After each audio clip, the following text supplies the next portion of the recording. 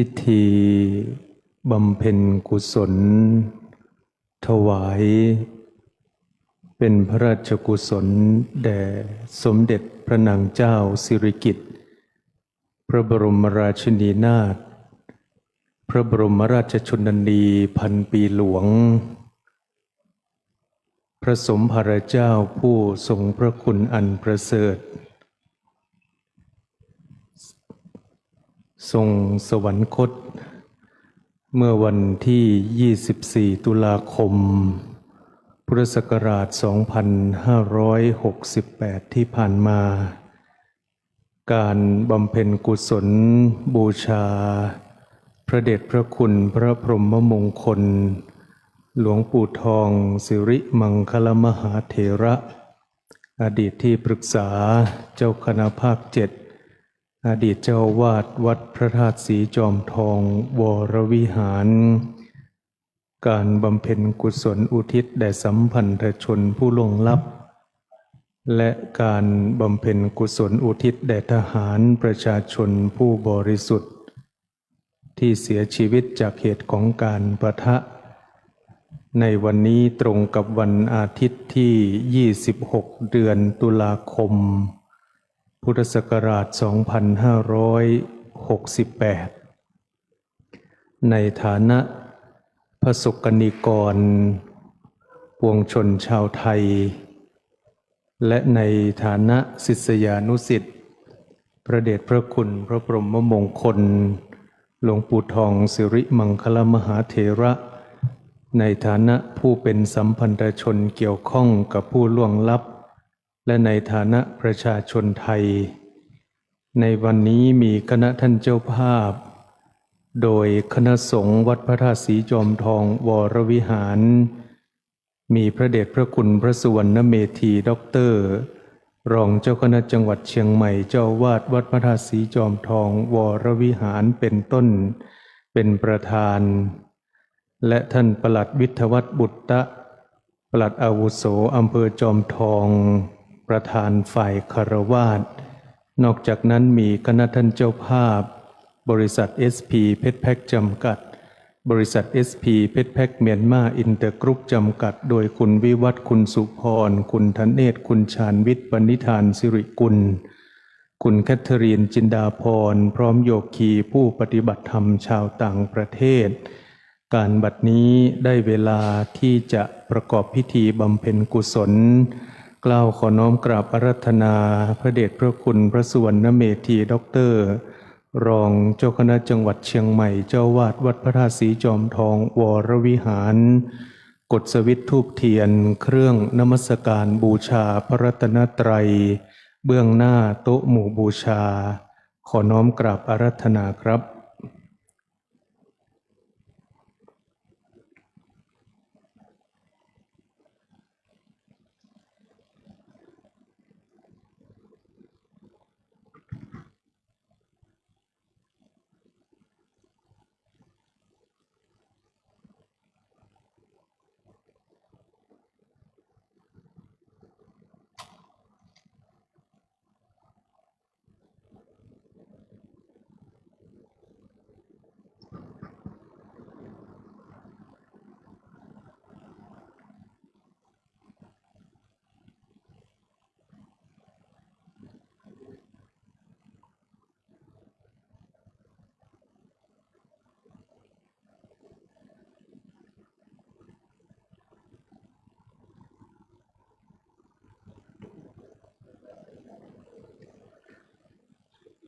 อเจริญพรเรียนเชิญท่านปลัดวิทยวัฒน์บุตตะปลัดอาวุโสอำเภอจอมทองจุดธูปเทียนเครื่องทองน้อยเบื้องหน้าพระฉายาลักษณ์สมเด็จพระนางเจ้าสิริกิติ์พระบรมราชินีนาถพระบรมราชชนนีพันปีหลวง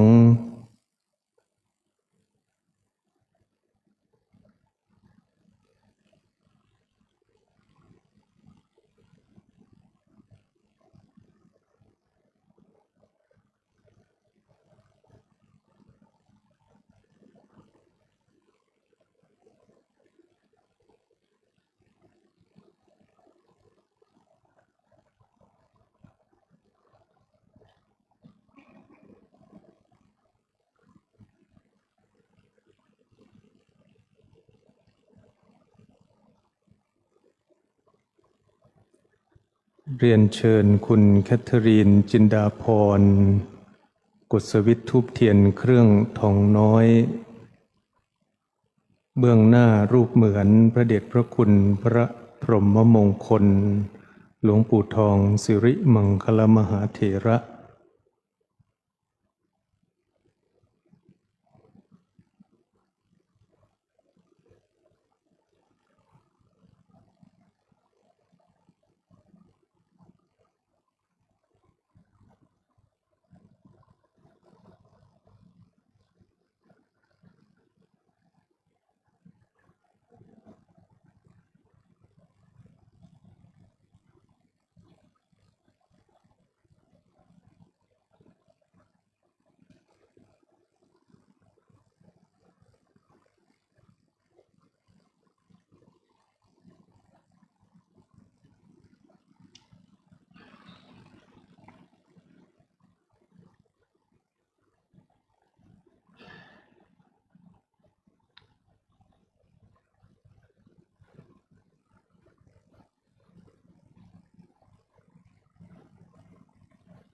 กล่าวคำบูชาพระรัตนตรัยอิมินาสการเรนะตังพุทธังอภิปูชยามะอิมินาสการเรนะตังธัมมังอภิปูชยามะอิมินาสการเรนะตังสังฆังอภิปูชยามะอะระหังสัมมาสัมพุทโธภควาพุทธังภควันตังอภิวาเทมิสวากขาโตภควตาธัมโมธัมมังนัมสสามิสุปฏิปันโนภควโตภวกสังโฆสังฆังนามามิน้อมกราบอาราธนาพระเดชพระคุณพระอมรเวทีผู้ช่วยเจ้าวาดพระรามหลวงวัดพระธาตุศรีจอมทองวรวิหารกดสวิตช์ธูปเทียนเบื้องหน้าตู้พระอภิธรรมด้านหน้าพระภิกษุสามเณรจตุรวรรคผู้สวดพระอภิธรรม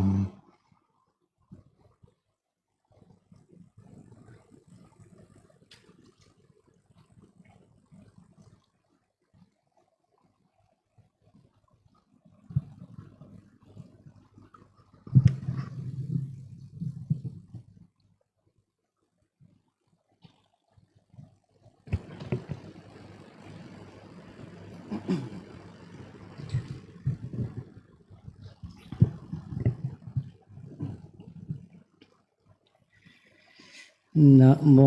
ตัสสะภะคะวะโตอะระหะโตสัมมาสัมพุทธัสสะนะโมตัสสะภะคะวะโตอะระหะโตสัมมาสัมพุทธัสสะนะโมตัสสะภะคะวะโตอะระหะโตสัมมาสัมพุทธัสสะ กุศลธรรมาอกุศลธรรมาอัมพยากตาธรรมากตเมธรรมากุศลายสมิงสมัยเยกามาวจารังกุศลจิตตังอุปันนังโหติโสมนาสสหคตาญาณสัมปโยตังรูปารัมมนังวาสัทธารัมมนังวาคันธารัมมนังวารสารัมมนังวาโพธาภารัมมนังวาธรรมารัมมนังวายังวาปนาลาปัตตสมิงสมัยเยภาโสโหติอเวเคโปโหติเยวาปนัตตสมิงสมัยเยอันเยปิอันติปติจะสมุปปันนาอโรปิโนธัมมาอิเมธัมมากุศลาปัญจขันธารูปขันโทเวทนาขันโทสัญญาขันโทสังขารขันโทวิญญาณขันโทตัณฑกตโมรูปขันโทยังกินจิรูปังอติตานาคตปัจจุปันนังอัจฉัตตังวาภหิทาวาโอราริกังวาสุขุมังวาหินังวาปณิตังวายังโทเลวาสันติเกวาตาเทกัจฉังอภิสัญโยหิตวาอภิสังคิปิตวาอายังโวจติรูปักขันโทสังฆโหอาสังฆโหสังฆหิเตนะอาสังฆหิตังอาสังฆหิเตนะสังฆหิตังสังฆหิเตนะสังฆหิตังอาสังฆหิเตนะอาสังฆหิตังสัมปโยโควิปโยโคสัมปโยเตนะวิปโยตังวิปโยเตนะสัมปโยตังอาสังฆหิตังชาปัญญติโยขันธปัญญาติอายตนะปัญญาติธาตุปัญญาติสัจจปัญญาติอินทรียปัญญาติปุคคลปัญญาติกิตตาวตาปุคคลานะปุคคลปัญญาติสมัยวิมุตโตอสมัยวิมุตโตกุมปธัมโมอกุมปธัมโมปริหานธรรมโมอปริหานธรรมโมเจตนาภาโพอนุรักขณาภาโพปุถุ ชโนโคตรภูพโยปรโตอภโยปรโตภัพพาคัมมโนอภัพพาคัมมโนนิยโตอนิยโตปฏิปันนะโกภเลทิโตอะระหะอะระหัตตายปฏิปันโนปุคคโลอุปลามปฏิสัจจิการทปรมาเทนาติอามันตายโยสัจจิกาโทปรมาโทตโตโสปุคคโลอุปลามปฏิสัจจิการทปรมาเทนาตินาเหวังวะตามเพอาชานาหินิคหังหันจิปุคโลอุปลามปฏิสัจจิการทปรมาเทนะเตนะวตเรวะตามเพโยสัจจิการโทปรมาโทตโตโสปุคคโลอุปลามปฏิสัจจิการทปรมาเทนาติมิจฉาเยเกจิกุสลธรรมาสัมเพเตกุสลมูลาเยวะปันกุสลมูลาสัมเพเตธรรมมากุสลาเยเกจิกุส ลธรรมะสัมเพเตกุศลโมเลนะเอกมูลาเยวะปนกุศลโมเลนะเอกมูลาสัมเพเตธรรมากุศลาเหตุปัจจโยอารัมมณปัจจโย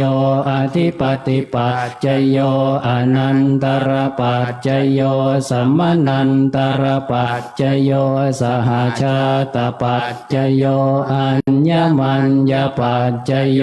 นิสยปัจจโยอุปนิสยปัจจโยปุเรชาตปัจจโยปัจฉาชาตปัจจโยอาเสวนปัจจโยกัมมปัจจโยวิปากปัจจโยอาหารปัจจโยอินทรียปัจจโยชานปัจจโยมัคคปัจจโยสัมปยุตตปัจจโยวิปยุตตปัจจโยอัตถิปัจจโยนัตถิปัจจโยวิคตปัจจโยอวิคตปัจจโย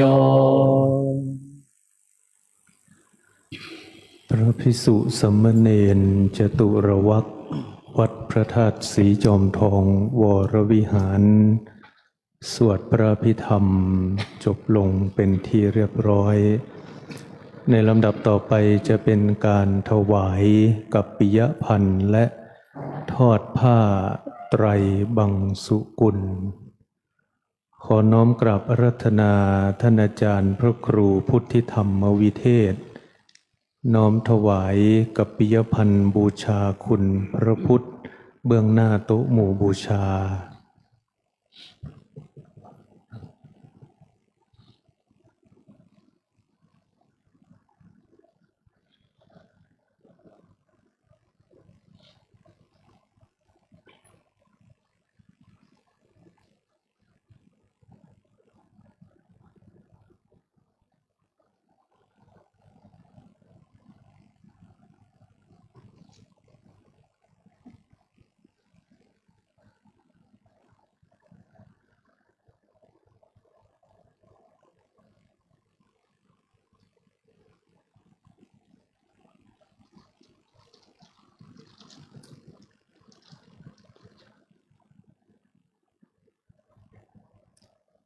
ขอเจริญพร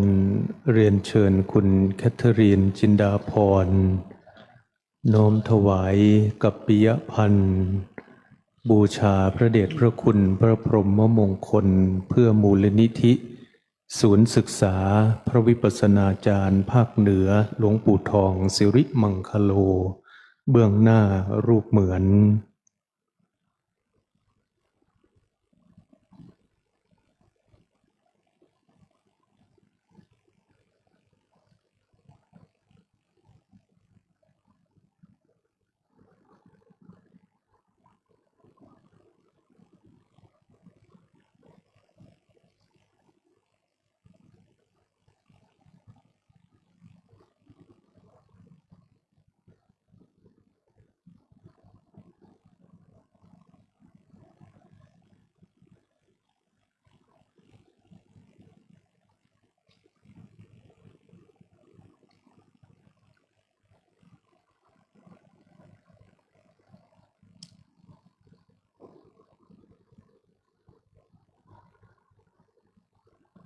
ลำดับต่อไปเป็นการทอดผ้าไตรบังสุกุลขอกราบอาราธนาและเรียนเชิญพระเถรานุเถระแขกผู้มีเกียรติได้ทอดผ้าไตรบังสุกุลดังนี้รูปที่หนึ่งขอกราบอาราธนาพระเดชพระคุณพระสุวรรณเมธีด็อกเตอร์รูปที่สองขอกราบอาราธนาพระเดชพระคุณพระมรเวทีรูปที่สามขอกราบอาราธนาพระครูประหลัดสุวัฒนมงคลสิทธิคุณและรูปที่สี่ขอเรียนเชิญท่านปลัดวิทยวัฒน์บุตตะปลัดอาวุโสอำเภอจอมทองขอกราบอาราธนาและเรียนเชิญทอดผ้าไตรบังสุกุลชุดที่หนึ่ง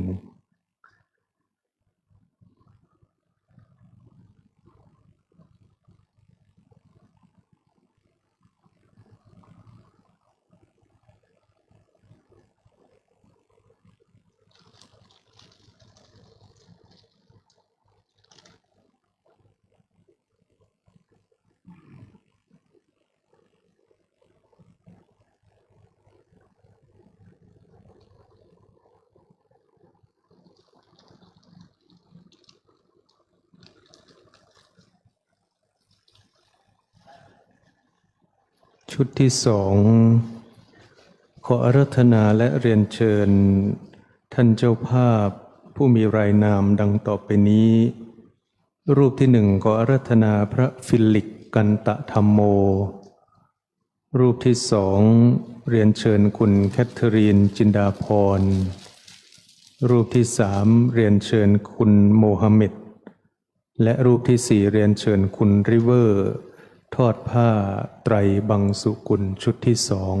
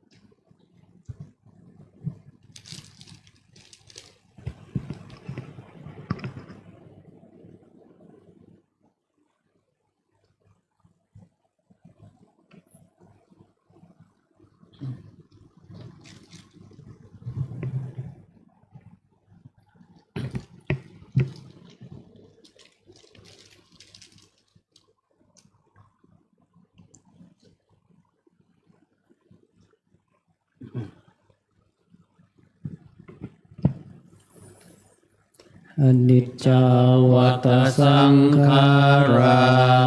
อุปาทวยธรรมิโนอุปัชชิตวานิโรชันติเตสังวุปัสสโมสุโขอนิจจาวัตสังขาราอุปาทวยธรรมิโนอุปัชชิตวานิโรชันติเตสังวุปัสสโมสุโขอนิจจาวัตสังขาราอุปาทวยธรรมิโนอุปัชชิตวานิโรชันติเตสังวุปัสสโมสุโขพระสงฆ์จะอนุโมทนากถาอาราธนาและเรียนเชิญกรวดน้ำรับพร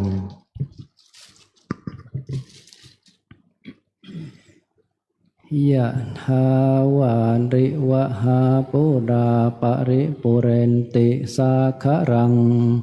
เอวะเมวะอิโตทินังเปตานังอุปกัปปติ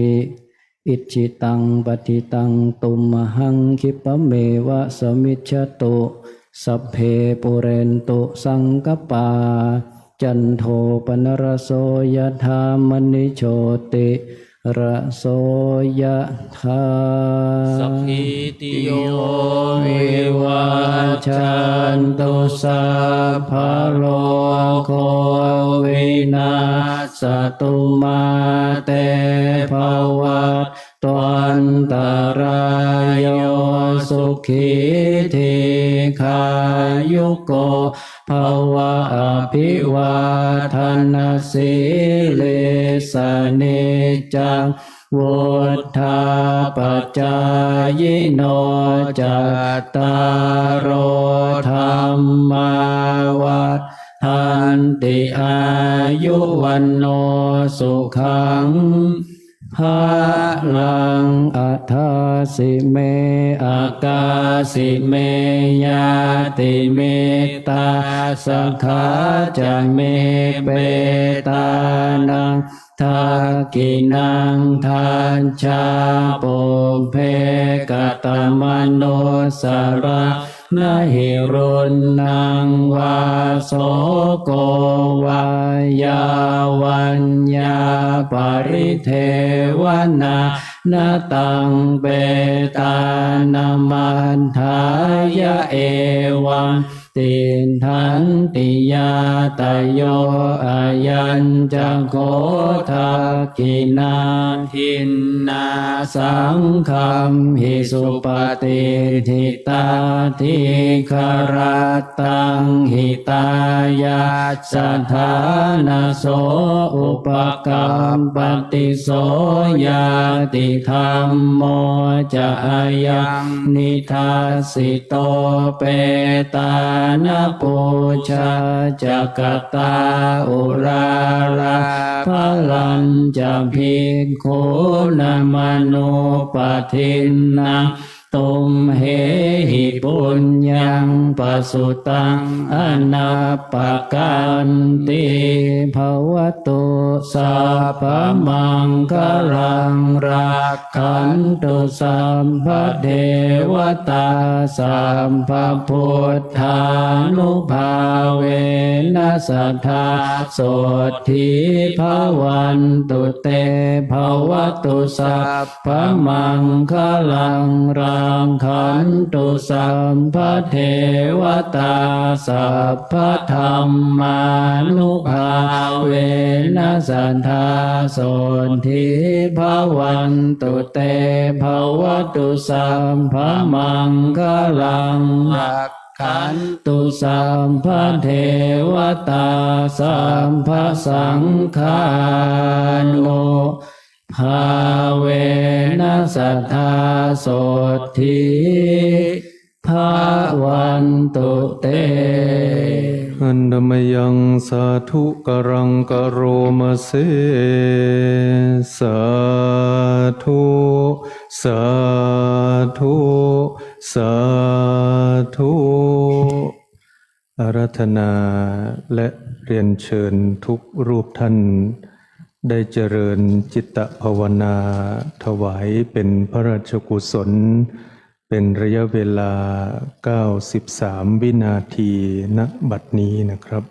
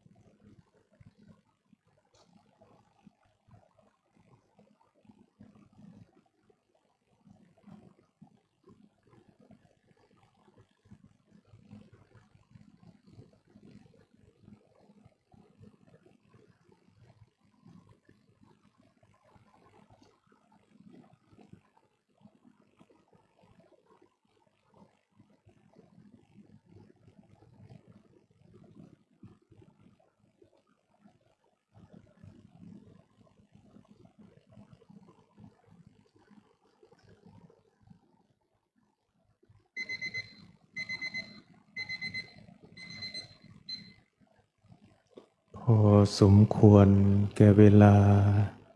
แผ่เมตตาแบบพื้นเมืองล้านนาอิตังตานังกัมมังเนปานาปัจจโยโหตุโนเนจังอิตังศีลาเนปานาปัจจโยโหตุโนเนจังอิตังภาวนากัมมังเนปานา จยโยโหตุโนเนจังยังกินจิกุสลังกัตตพังกัมมังหิหิกตังปุญญังโนอนุโมทันตุสุนันตุพลโตเยเตวาสมิงทาเน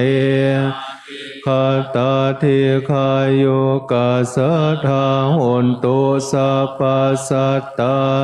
สุขิอัตตาปริหารันตุมาตาปิตาสุขิตาโหนตุทุกขามุจจันตุสัพเพญาติกาสุขิตาโหนตุทุกขามุจจันตุสัพเพญาติกาสุขิตาโหนตุทุกขามุจจันตุสัพเพปิสาสัพเพยัคฆาสัพเพเปตาสุขิโหนตุทุกขาปะมุจจันตุสัพเพนัคขตาสุขิโหนตุทุกขาปะมุจจันตุสัพเพเตวาสุขิโหนตุทุกขาปะมุจจันตุสัพเพอาจาริโยหิตาโหนตุทุกขาปะมุจจันตุสัพพสัมปติสเมชันตุโววันตามิพุทธังสัพพังเมหามะธรรมเมพันเตวันตามิธัมมังสัพพังเมโตสังฆาธรรมเมพันเตวันตามิสังฆังสัพพังเมโตสังฆามะธรรมเมวันตามิคุโรอุปัชฌายาจาริเยสัพพังเมโตสังฆาธรรมเมพันเตวันตามิกัมมัฏฐานังสัพพังเมโตสังฆาธรรมเมพันเตวันตามิอาราเมภัทธสีสัพพังเมโตสังฆามะธรรมเมพันเตวันตามิเจติยังสัพพัทธาเนสุปฏิเทตาสาริราธาตุมหาโพธิงรูปังสกาลังสัทธานาคโลเกเทวโลเกบรมมโลเกทิเปลังกาทิเปสริราธาธาตุโยอะระหันตาธาตุโยเจติยังพุติงจตุราสิติสาเสธัมมคันเทสังปาทเจติยังอะหังตามิสัพพโส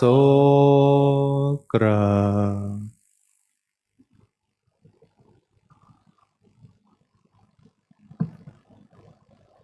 หันหน้าไปทางสรีระของพระเดชพระคุณหลวงปู่สิริธาตา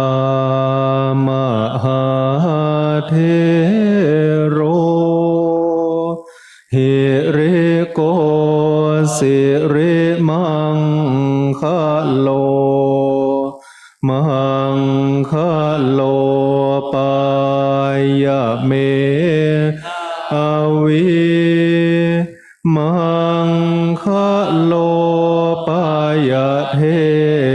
สโกคารุธานิยปามโอโคสิสานุสิสนายโกโลกานุกัมปิเมตายะสติปัฏฐานาธารโกสติมาปะมาโตจะตังนามาส มิสัพพทาติสิริมังคละสมณะวิสุทธวงศ์โสภาสง่าองค์ทรงสิริมิวางวายสำรวมยืนเดินนั่งผู้พร้อมพรั่งด้วยละอายปัญญาขจรขจายชี้อุบายอันมงคลควรแก่ฐานะครูนำสิทธิรู้ทุกหมู่ชนชาวโลกต่างได้ยนต์สงเคราะห์ชนด้วยเมตตาผู้ทรงสติปัฏฐานตลอดกาลทุกเวลาทรงนามสติมาไม่ประมาทองค์อาจงามข้าขอนมัสการประดิษฐานในทุกยามเถระผู้ทรงนามว่าสิริมังคะโลน้อมศีรษะลงเล็กน้อยวันตามิพันเตสัพพังอปาราทังคามะทะเมมยากตังปุญญังสามินาอนุโมทิตาพังสามินากตังปุญญังไมหังตาพังสาธุสาธุอนุโมทามิกราบ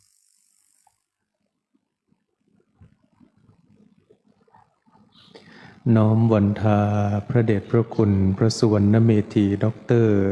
รองเจ้าคณะจังหวัดเชียงใหม่เจ้าอาวาสวัดพระธาตุศรีจอมทองวรวิหารอีกครั้งนะครับวันตามิพันเตสัพพังอปาราทังคาธรรมเมพันเตมยากตังปุญญังสามินาอนุโมสามินากตังปุญญังไมหังตาตพังสาธุสาธุอนุโมทามิ จัตตาโลธรรมาวัฏันติอายุวันโนสุขังพระลังสาธุสาธุสาธุลาพระนะครับอะระหังสัมมาสัมพุทโธภควาพุทธังภควันตังอภิวาเทมิสวากขาโตภควตาธัมโมธัมมังนัมสสามิสุปฏิปันโนภควโตอวกสังโฆสังฆังนามามิ